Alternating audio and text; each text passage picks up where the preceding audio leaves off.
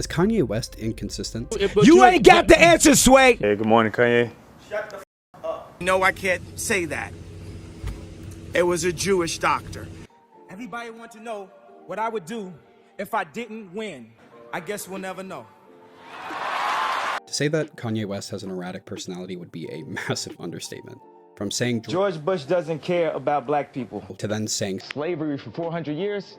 For 400 years, that sounds like a choice. From making gospel-inspired music, censoring all swearing and unsavory sentiments, telling his employee to find God after being late to a meeting, to then making an album that walks back all the faith he inspired by being the most sexually desperate or frustrated sounding piece of work I have ever heard. Ye's music is much like his mind state, incredibly bipolar, which naturally leads the community to constantly comment about both of these things independent of each other. I've always found it weird how, as an artist, I could relate so deeply to some of his early work and now feel so disconnected from his newer projects, as many other fans do. When I said this to a friend, he said something that kind of got me thinking. Is Kanye West inconsistent? And I kind of realized that the question was more complex than I initially gave it credit for, and will be the main premise of this entire video. Every artist has a quality that draws you to them. For Kendrick, it's his inherent technical ability and method by which he can tell a narrative with complex and compelling emotions. J. Cole has relatability and gives off a feeling of listening to advice from a close friend. And Drake is just zesty. With all of these artists, you can associate them with a certain sound, a certain style that embodies all of the characteristics of their craft. With consistency breeds connection, as once you begin to understand and recognize a sound, as a fan you begin to associate yourself with it. But does Kanye have one thing across his entire discography that you can point to as being his definitive sound? I mean, if you Google a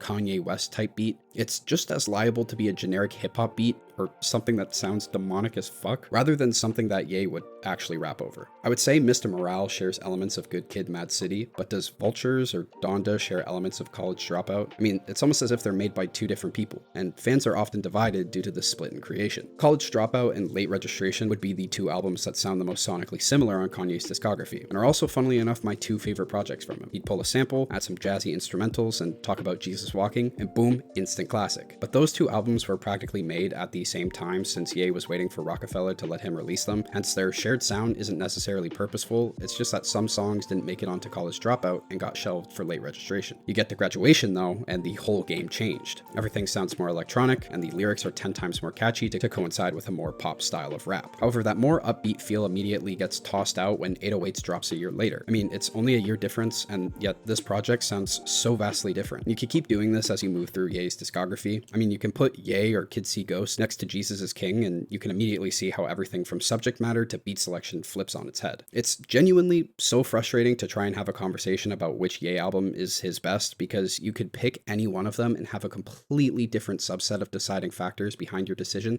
that don't play a single role on a different project. So to answer that initial question, I'd argue that Kanye's music is inherently inconsistent, and that it's actually the motivating factor as to why so many people feel disconnected from him, but are also compelled to continue listening to him. In other words, he is consistently inconsistent. It is honestly the quality that we all expect from him, but does it always work? Not really. Jesus is King, Vultures are all projects where opinion is very mixed, especially at first release, and it's because of his inconsistent nature that leads to such reactions. It's basically a cycle every time. Ye drops, people hate it because it doesn't sound like their favorite Ye project, and that's because there are no consistent elements that they can point to and compare the project to, since they are vastly different. They will continue to listen to the project for an extended period of time and then call it a classic from what feels like out of nowhere. Since Vultures just came out, most people are still in the phase of bashing it, but in 12 months time we'll post a screenshot of them listening to it and be like, need new Ye music ASAP. You have to ask yourself if Ye's inconsistency should be considered a bad thing. The sentiment of missing the old Kanye is extremely strong in almost every discussion of him and his music. The song Burn on Vultures sparked a massive reaction from fans on social media because, oh shit, Ye can still rap like that? Clearly gives the indication that he's purposefully not repeating elements of his previous work onto newer projects, which is somewhat frustrating for those who appreciate his early work. However, I have to admit that it is the reason why he's at the level we see him at now. Consistency of using the same formula can lead to complacency. DaBaby and Lil Baby are great indicators of that right now. Their sounds, while initially catchy and intriguing to general audiences, has quickly led to a situation where fans will say they are re-releasing the same types of songs over and over. The music market is extremely rigid now, so once that type of label is placed on you, it's almost impossible to shift your way out of it. And one thing you can't accuse Kanye of being is not an innovator. creator. He definitely tries to push a label as much as he possibly can. However, you can also run into the problem that Chance the Rapper and Childish Gambino have found, where them trying to create something different didn't hit as hard as they expected, and now they have to do damage limitations to try and recoup the fans that they lost when trying to switch their sound. The person I'd argue who has actually executed this the best, even arguably better than Ye himself, is Tyler the Creator. It's fair to say that Tyler's music across his first 3 projects was very similar in terms of subject matter and beat selection. If he had continued down that route, he likely would have remained more of an underground artist, but his shift on Flower Boy opened up the possibility for him to get recognized by mainstream audiences. It gave him the platform necessary to make Igor as successful as it was. However, it must also be acknowledged that Kanye not only directly gave Tyler a platform by reposting the Yonkers music video and practically launched the career of Tyler the Creator, but also made the blueprint for Tyler to follow later on in his career. Simply put, Kanye's blessing and curse is the sporadic and inconsistent nature of his music, constantly pushing for a new or different sound, which is unlike any other artist from any other era. The quality is still there and the creativity is still there, but most people have a problem with the execution because it doesn't sound like what they would want it to sound. And if you can't identify with a certain style of his or music he makes, all that's left is to identify with his personality. Good luck with that. I'm personally holding out for a more college dropout style of project, as I've kind of hinted at, but that's more of a hopeless dream than a realistic expectation at this point, unfortunately. So I'm going to spend the rest of my time sulking now. Let me know your thoughts in the comments below.